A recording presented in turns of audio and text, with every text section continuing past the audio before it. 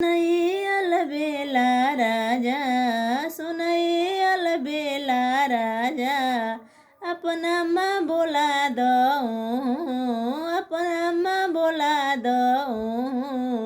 सुनाई सुलोचन धनिया, सुनाई सुलोचन धनिया, हमारा मन है हमारा मन है।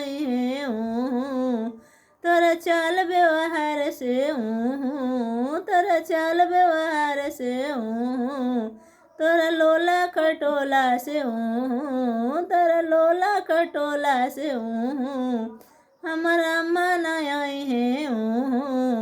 सुनिए अलबेला राजा, सुनिए अलबेला राजा, अपन भाभी बोला दो, अपन भाभी बोला दो।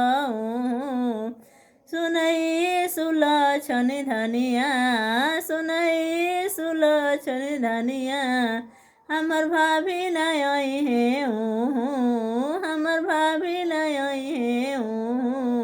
तोरा चल व्यवहार से तोरा चल व्यवहार से तोरा लोला खटोला से तोरा लोला खटोला से।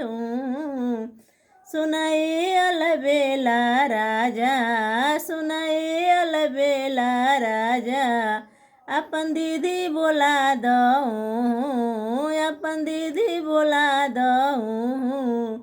सुनाई सुलोचन धनिया, सुनाई सुलोचन धनिया, हमार दीदी नहीं है तोरा चल व्यवहार से तोरा लोला खटोला से तोरा लोला खटोला से।